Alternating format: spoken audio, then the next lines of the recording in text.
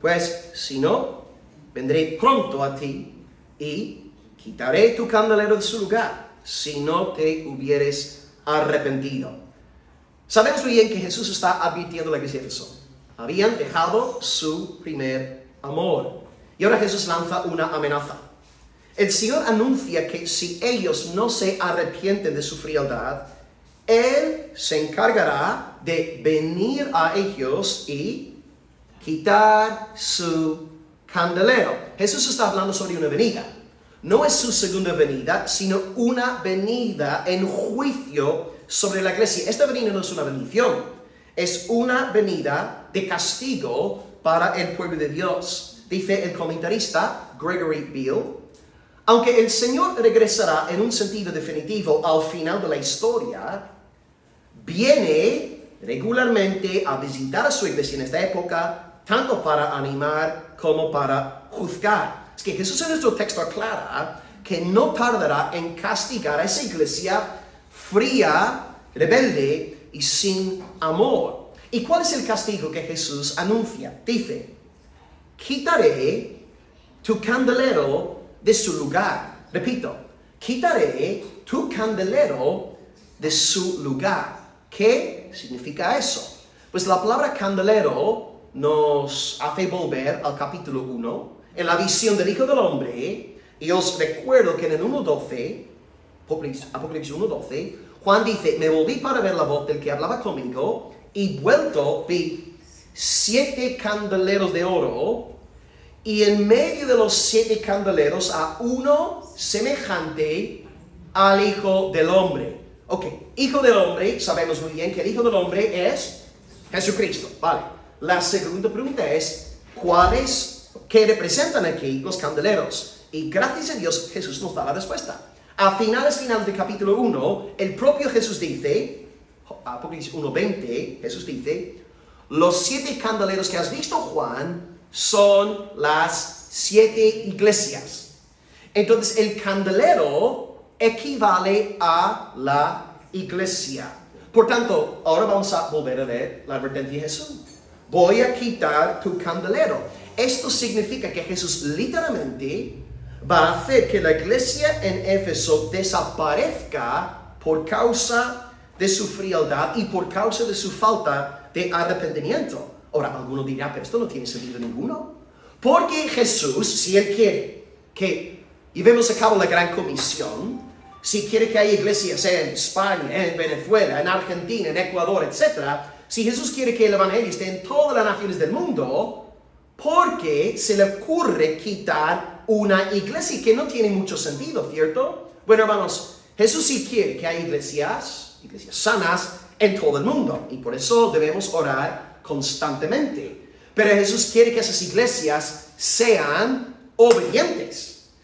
Quiere que sean iglesias gozosas en la plenitud del Espíritu Santo. No quiere un simple club social, una institución religiosa, una especie de máquina eclesiástica. No, Él quiere una iglesia en espíritu y en verdad. Así que sí, Jesús quiere iglesias, amén, pero quiere iglesias con calidad, con vida en el Espíritu Santo. Hoy día, tristemente, el cristianismo nominal está por todas partes. La iglesia se reúne en la iglesia como si fuera un grupo de amiguitos y poco más. No hay devoción al Dios Trinitario, no hay sumisión a su santa voluntad. Y hemos visto aquí en Europa, como poco a poco, a lo largo del último siglo, últimos 200 años, las iglesias poco a poco se han ido convirtiendo en supermercados, restaurantes, discotecas y algo sin precedentes aquí en el occidente, mezquitas ahora por todos lados en territorio antes ocupado por la fe cristiana.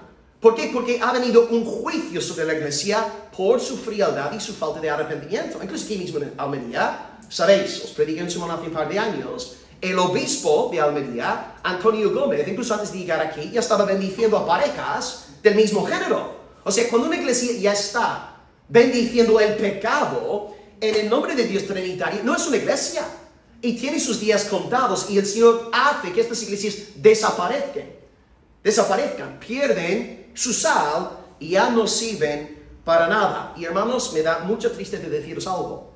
Históricamente hablando, la iglesia de Éfeso desapareció. Y si tú hoy coges un vuelo y viajas hasta Éfeso en Turquía, Islam por todos lados, territorio musulmán, Cristo cumplió con su amenaza. La iglesia no se arrepintió y el Señor quitó el candelabro de la ciudad de Éfeso.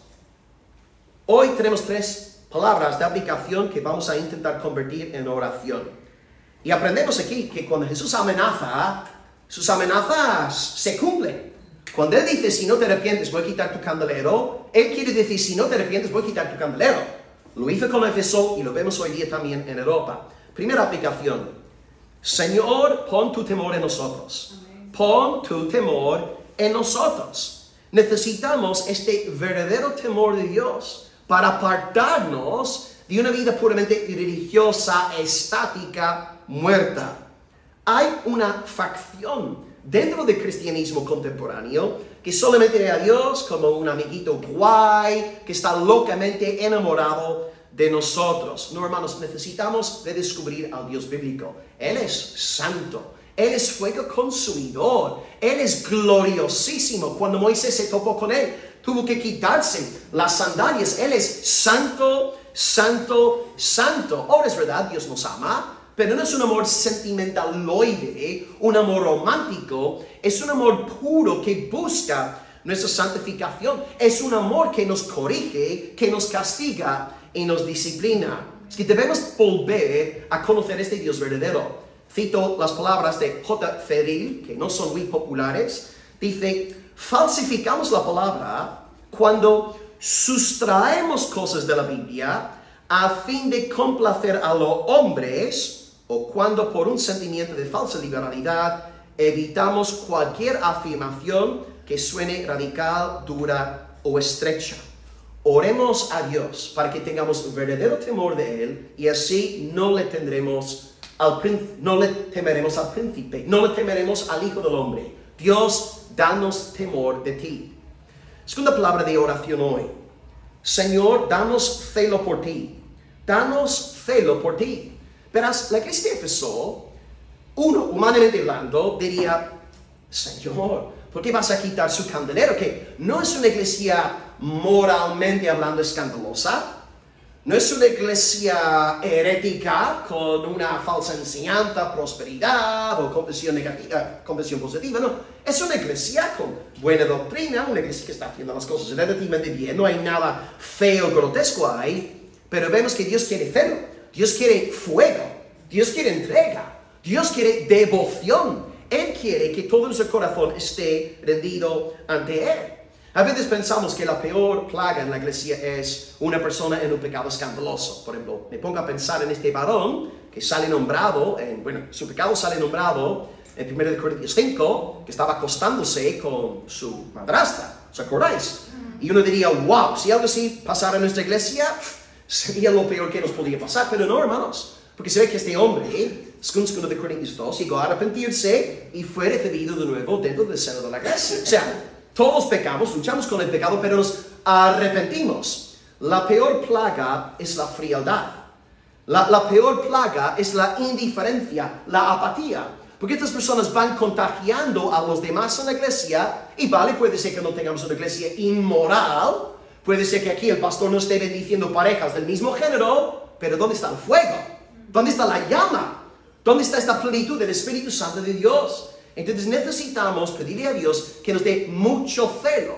Lo que os dije la semana pasada, estas palabras de Jesús se leen como la reacción de un marido ofendido, un marido herido, que se siente rechazado por su esposa. ¿Dónde está tu amor, amada mía? ¿Dónde está esta llama que antes ardía en tu corazón? Oremos para que Dios nos dé mucho celo por Él.